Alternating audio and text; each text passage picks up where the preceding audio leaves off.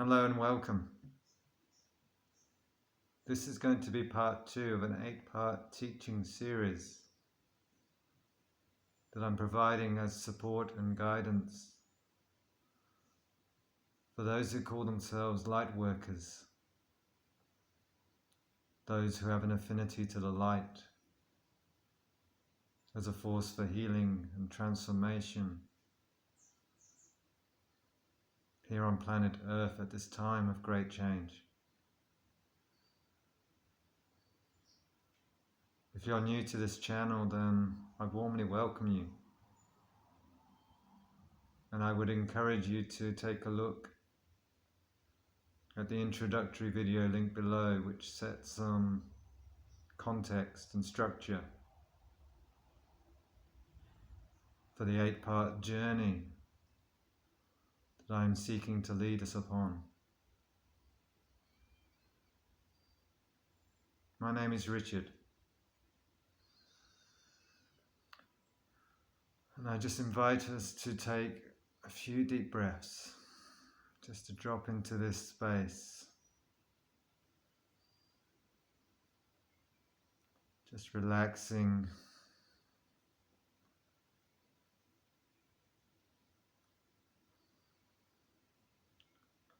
finding that calm center at the core of your heart.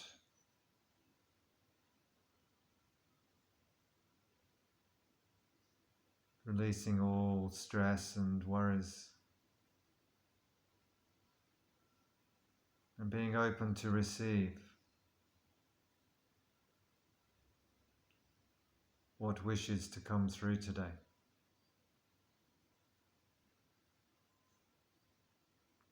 I've called the title of this teaching today The Lighthouse, the Agent of Transformation, where I'll be working with the image and metaphor of a lighthouse standing high on a cliff top to explore the continuing journey that I wish to take us on today. Last time I introduced the idea that we are entering into a new prophecy here on planet Earth. A prophecy of rebirth, an evolutionary shift into a higher state of being, and out of the victim state of consciousness.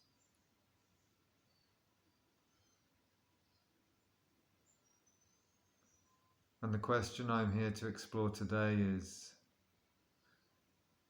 who are the characters in that unfolding script? And I'm particularly focused on the human character, recognizing that the beasts, that the trees and the birds have their own part to play in the fulfillment of this prophecy.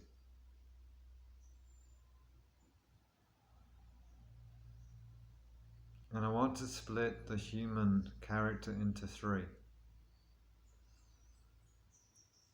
distinct expressions and journeys and roles.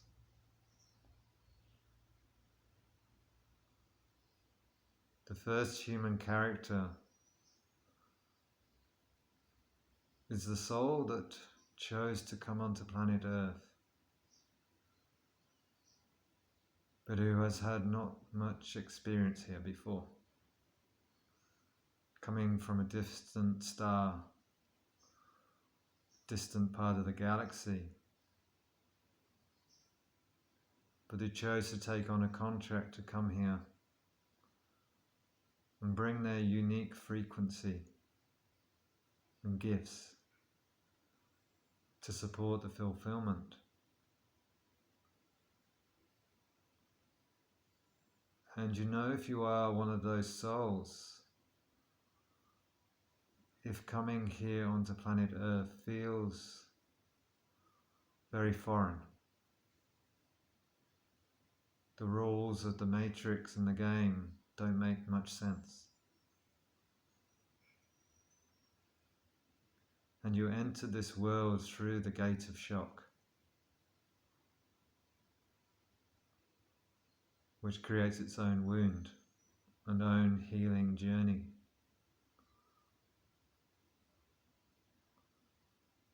And the soul lesson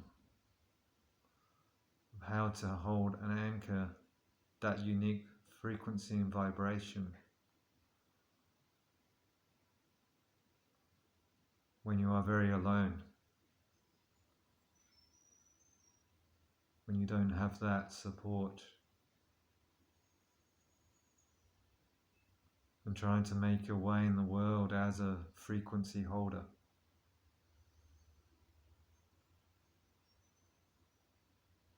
Daring to play your unique vibratory note into the orchestra of life.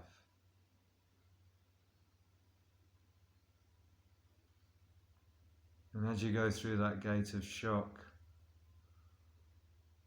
the core emotion is that of fear and anxiety.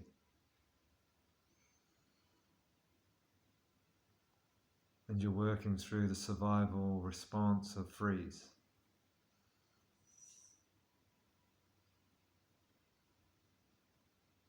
Then we have the second character, which is the character who comes here and has had perhaps a lot of experience on Earth and is familiar with the rules of the systems in place,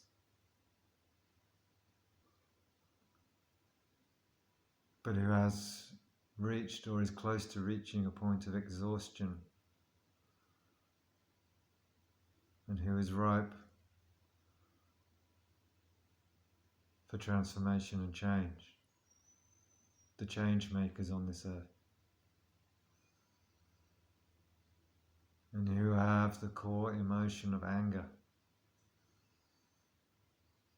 and the survival response of fight or flight. They can go one of two ways out of anger. That movement into a new world, and the myriad of ways that that can show up. The people who take to the streets, the people working within the system trying to redirect it, people taking flight out of the cities, returning to land, returning to nature.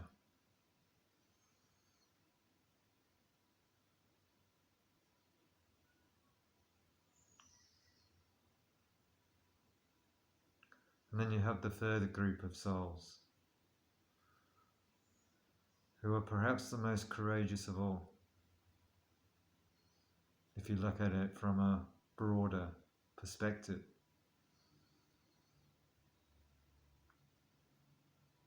And these are the souls that have been on planet Earth many, many times before, and who are still deep in a state of grief,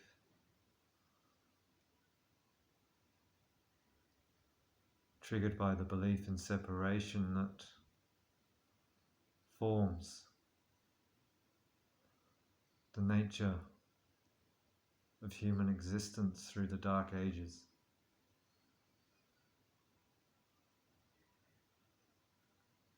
Souls who have totally forgotten who they are.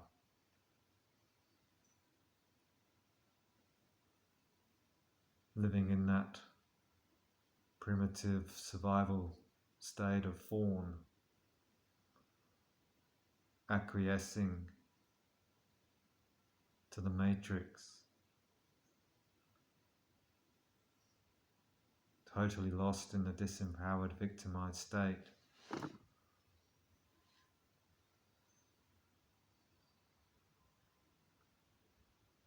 And I say that's a courageous choice because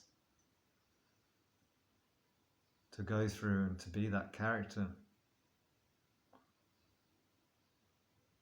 because can you imagine how bold it would be to know that you are a divine, sovereign, all-powerful being, and to choose to cloak that completely, to forget it completely, and to be so small and so limited and so stagnant.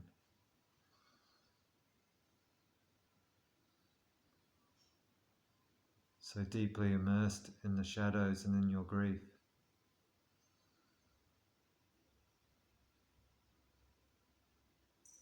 Chasing simple forms of relief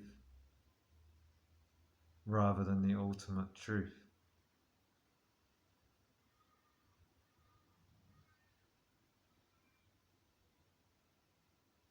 So these are the three characters I see, and each has its unique role and part to play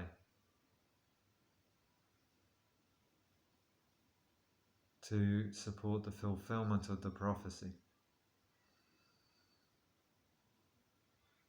And now I want to take those three characters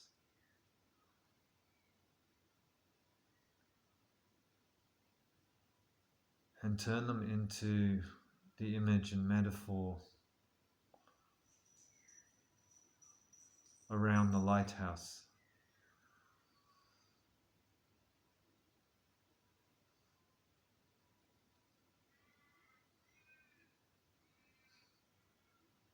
Now the first thing that I want to paint into this picture is the water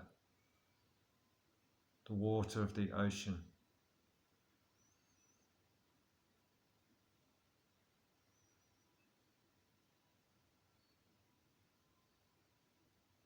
And then the second thing I want to add in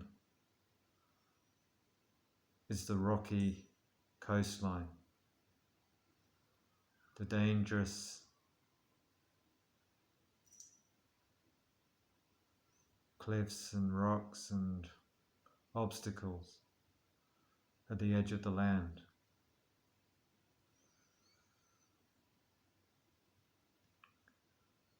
And then the third image is that of a boat seeking to navigate along that coastline through the water.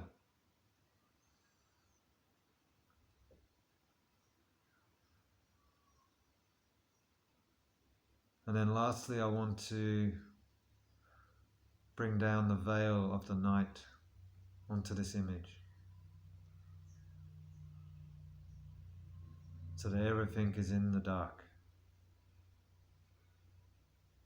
with no light around.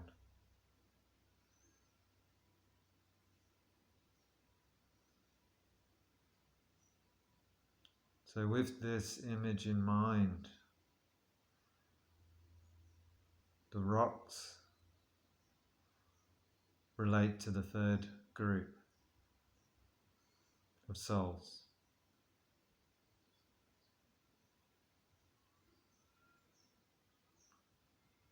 The souls that are just sitting there, requiring time to evolve, geological time.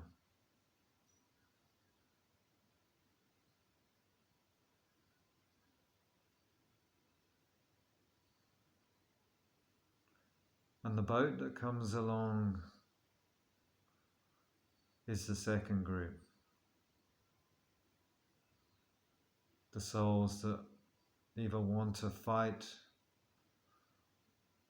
their way down that coastline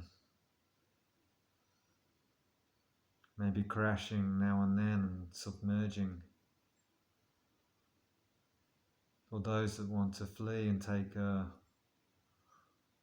longer route, perhaps out in the deeper waters.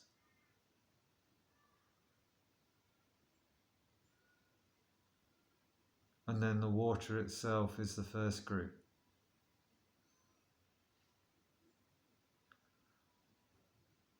And I'm going to explore a little bit of the water first. Because the water has a longing to be away from the coastline, where it's all calm.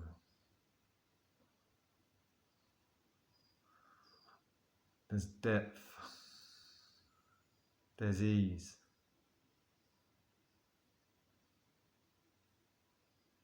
And when water comes up against the rocks on the coastline, there is this strange relationship that emerges, where water is all powerful, far stronger than the rock, ultimately.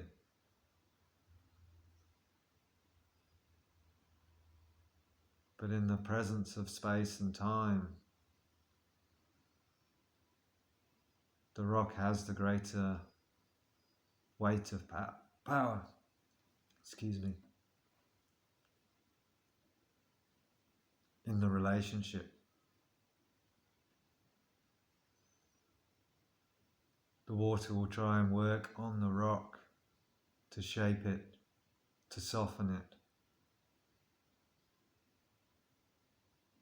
to bring love and light and frequency to it. But the rock is stubborn. Its grief is so deep. Its longing for time so strong.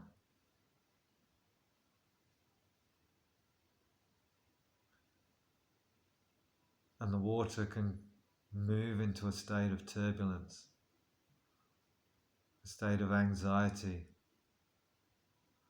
in the presence of the rock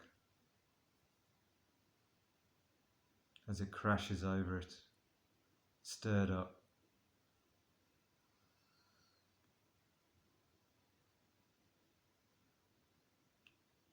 The water would rather avoid being around the rock in the dark of night.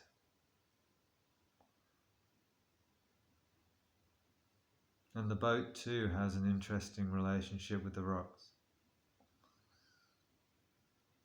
which it perceives as threatening. Instead of staying in its own business, navigating its own course down the coastline,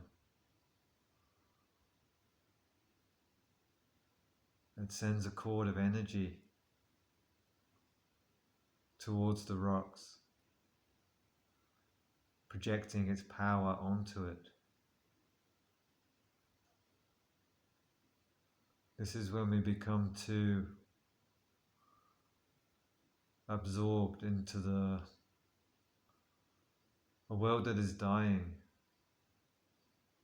into the matrix, into trying to fix broken systems that never worked in the first place.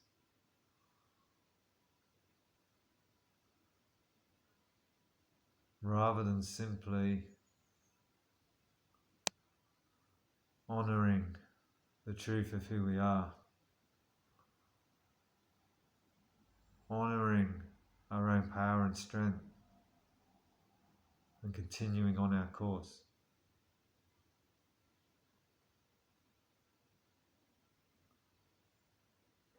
And that is what happens in the dark of night, where the power of the matrix, the power of the sleeping world, feels far more dominant.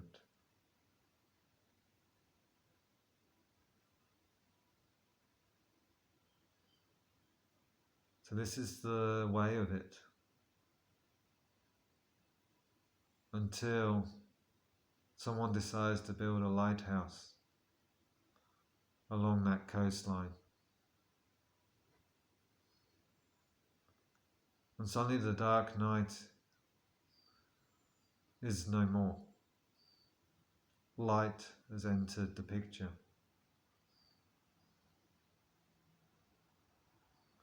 And light is very much like the yeast within a sourdough. It is an activating force that speeds up time, that eliminates time ultimately in the presence of light. A sourdough would take very long to grow and ferment without yeast. And add the yeast and it can speed it up dramatically.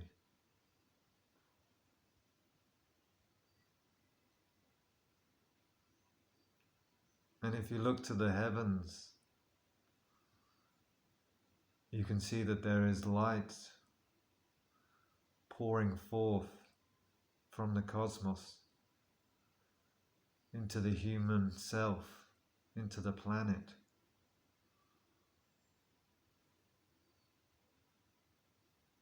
With ever increasing amounts.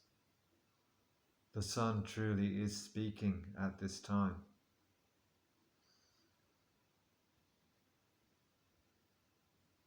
I'm throwing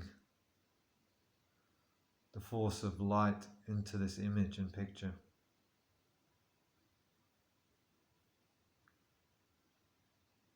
And when we receive that presence of light, the relationships change completely.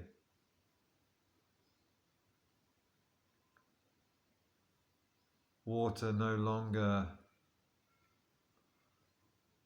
feels the need to avoid and be frustrated and be stirred up by the rocky coastline.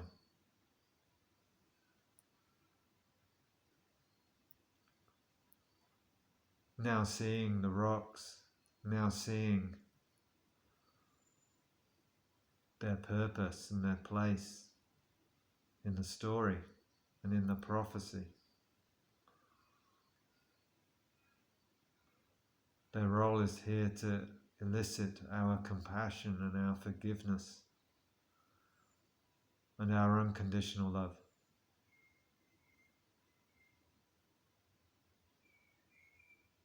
And as a frequency holder, that is what we are here to practice.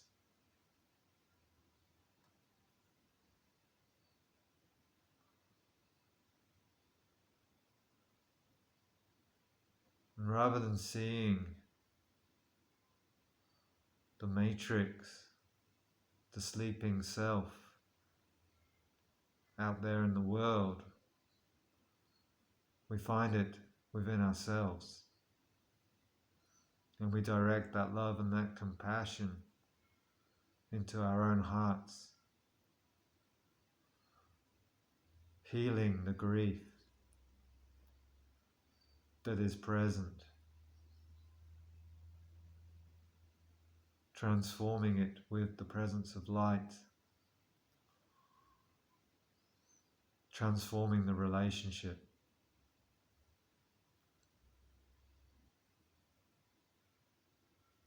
And the same with the boats too. Once the rocks are seen for what they are, we can mind our own business again.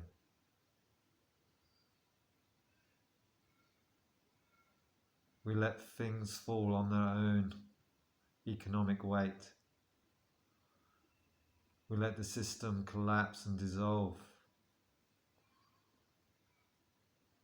We let the grief work its process on a sleeping world.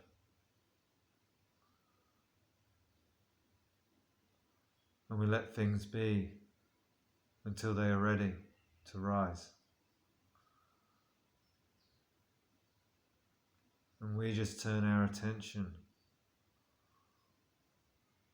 and our focus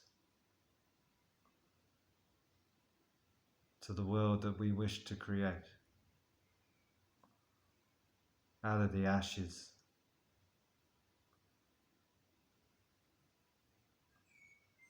And that is the invitation. That is the awakening.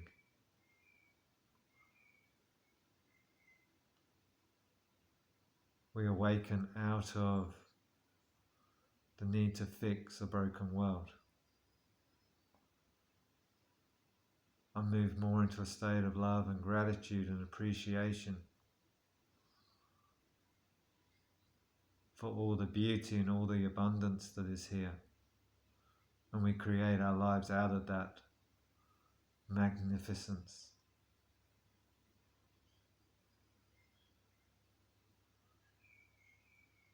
And all of this happens because of the lighthouse. Because the light comes in.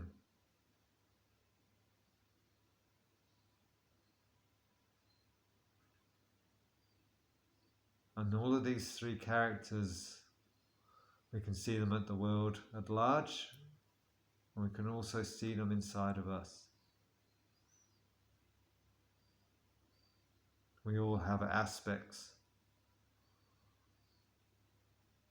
parts of us that are waking up, parts of us that have already been awake, and parts of us that are sleeping.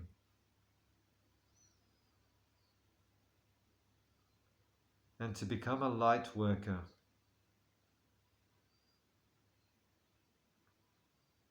to become someone who has an affinity to light and who welcomes light, is simply someone who makes a choice. It's a choice of willingness. Am I willing to change?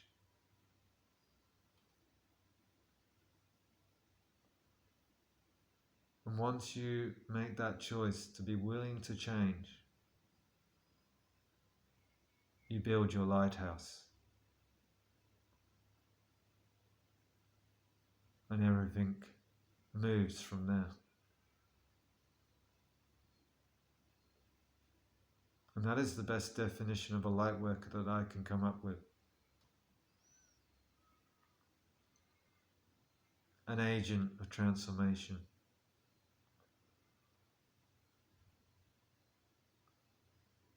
Someone who says yes to that, rather than someone who declines and says, I would rather stay with the rules of the game.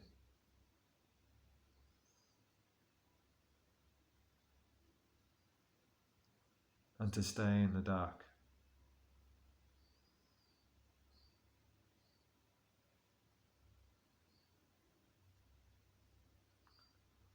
So that completes part 2 of the teaching series.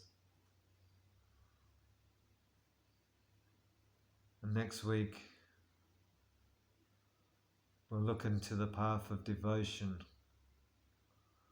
and what it means to become a lighthouse keeper of your lighthouse. Taking the teaching series ever deeper.